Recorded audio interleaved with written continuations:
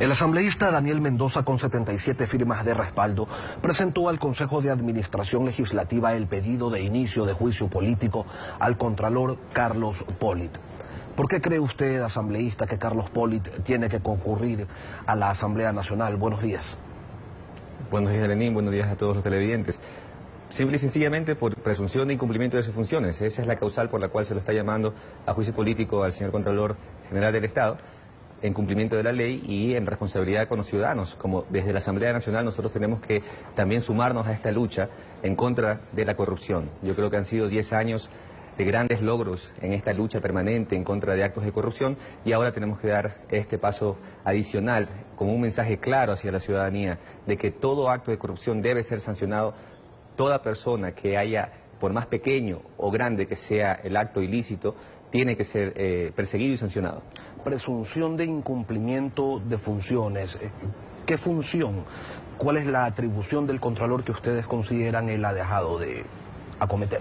Según el artículo 77 de la Ley Orgánica de la Contraloría General del Estado, que habla específicamente de las obligaciones del titular de la entidad, en el literal D, G y H, el literal D menciona específicamente cumplir y hacer cumplir disposiciones legales, normativas, regulaciones. Una de esas regulaciones es precisamente el Código de Ética de la Contraloría General.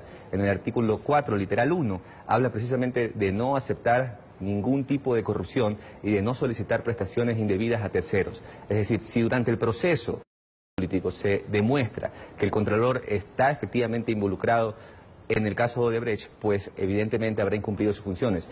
El literal H del mismo artículo que le menciono habla de cumplir y hacer cumplir la Constitución. La Constitución exige a todos los funcionarios públicos transparencia, más aún al Contralor General del Estado, que es el titular de la entidad que controla a toda la administración pública. Entonces, si ya la probidad del Contralor está en tela de duda para el público en general, pues es nuestra responsabilidad como Asamblea Nacional iniciar este juicio político y llamarlo al Contralor para que ejerza su debido derecho a la defensa. ¿No hay suficientes presunciones para convocar también al vicepresidente Jorge Glass? Por supuesto que no, porque no existe una sola prueba que mencione o que vincule al señor vicepresidente. Recordemos que en el caso del Contralor General del Estado hubo incluso una orden de allanamiento para un bien del Contralor. Ese es un juicio o es una actividad penal que tiene cuerda separada del juicio político. Pero para nosotros sí es una preocupación porque tuvo que haber habido una indagación previa para poder dictar una orden de allanamiento en base a los suficientes elementos de convicción.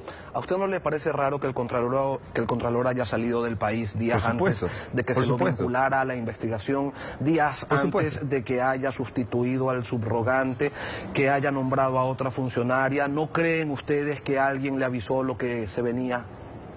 Es una preocupación, es otro de los indicios por lo cual debemos llamarlo al juicio político al Contralor, porque tiene que responder todo eso al país. Él tiene que explicar cómo así, antes de salir, dejó firmadas órdenes de acción de personal para posterior destitución de quien en este momento es el Contralor subrogante, el señor Celi. Entonces nosotros estamos realmente haciendo nuestro trabajo y preocupados porque él debe responderle al país. Nosotros vamos a cumplir con nuestro trabajo, pero le queremos enviar un mensaje a la ciudadanía. Vivimos en un Estado de Derecho y tenemos que respetar la institucionalidad. Tenemos que exigirle a toda organización política, a todo actor político, que se respete el debido proceso. No se lo puede llamar a juicio político al Contralor, al vicepresidente, porque no tenemos nosotros ninguna prueba en contra del señor vicepresidente, ningún documento. Pero para que dé información, ¿no le parece pertinente para que informe, para que diga cómo es que en su momento, él, si lo consideramos, la cabeza de los sectores estratégicos, no se dio cuenta de que funcionarios de alto nivel, pero que se encontraban por debajo de él, hacían lo que les daba la gana?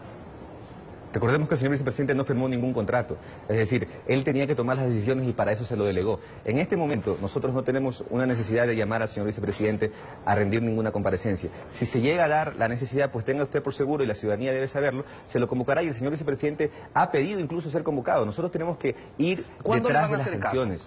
Él les ha pedido, él les ha solicitado, señores, llámenme a la Asamblea. ¿Cuándo van a llamar? Lo conocemos por expresiones públicas de él. No se trata de hacerle caso al señor vicepresidente en ese sentido, se trata de nosotros cumplir el debido proceso. En este momento hemos iniciado ya una solicitud de enjuiciamiento político al Contralor General del Estado. El CAL ya ha calificado porque ha verificado los requerimientos según el artículo 131 de la Constitución de la República del Ecuador.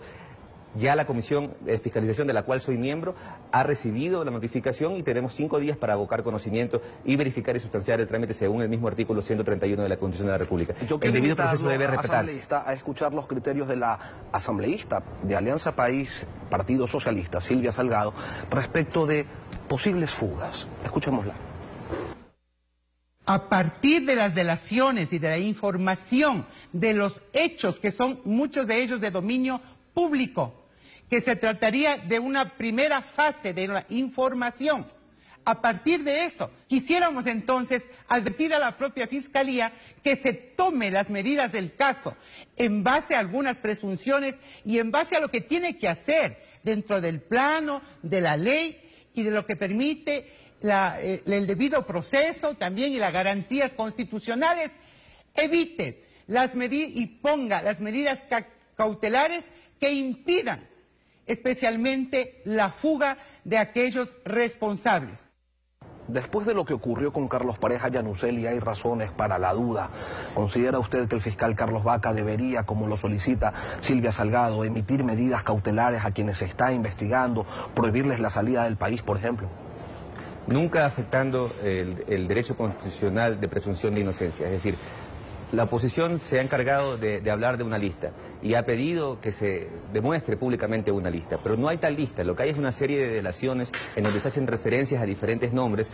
En unos nombres se han mostrado pruebas y en otros nombres no. La Fiscalía ha podido actuar, después que se ha levantado el sigilo de todas estas delaciones, ha podido actuar en base precisamente a esas pruebas. Entonces, actuar con medidas cautelares en contra de personas a quienes se hace referencia en una serie de delaciones sin prueba alguna, sería evidentemente ir en contra del debido proceso y del derecho constitucional de presunción de inocencia. Lenín, tenemos que darle un mensaje claro a la ciudadanía. Vivimos en un Estado de Derecho. Tenemos que respetar la institucionalidad. Tenemos que exigirle a todo actor político que toda iniciativa que quiera tener tiene que ir enmarcada en la ley. Tiene que respetarse el debido proceso y eso es lo que tenemos que decirle a los ciudadanos. Esta es una cruzada de todos. La lucha contra la corrupción viene dándose con pasos firmes en estos últimos 10 años. Recordemos, Lenín, lo que era el país antes de la Revolución Ciudadana. Recordemos lo que eran las aduanas, recordemos lo que era el registro civil, recordemos la evasión de impuestos. ¿Cuánto ha mejorado el SRI? Es decir, han habido logros importantes en estos 10 años. Y ahora nosotros están protegiendo, que continúan protegiendo al sector ejecutivo, tan así que durante 10 años la Comisión de Fiscalización no le inició un juicio político a ningún funcionario del anterior gobierno. ¿Qué le diría usted? Que no existen pruebas algunas en contra de ningún miembro del Ejecutivo. Por eso no se ha iniciado ninguna acción. Es decir, nosotros tenemos que siempre, Lenín, repito, por favor, respetar el debido proceso. Y eso es lo que tiene que quedar claro. Vivimos en un Estado de Derecho. En este momento nosotros estamos actuando en base a nuestra competencia. Por cuerda separada la Fiscalía deberá actuar. El respeto a la independencia de funciones de cada una de las funciones del Estado es necesario para vivir realmente en este Estado de Derecho. Daniel Mendoza, asambleísta de Alianza País, ponente del juicio político al Contralor Carlos Pollitt, gracias por haber venido hoy a Contacto Directo.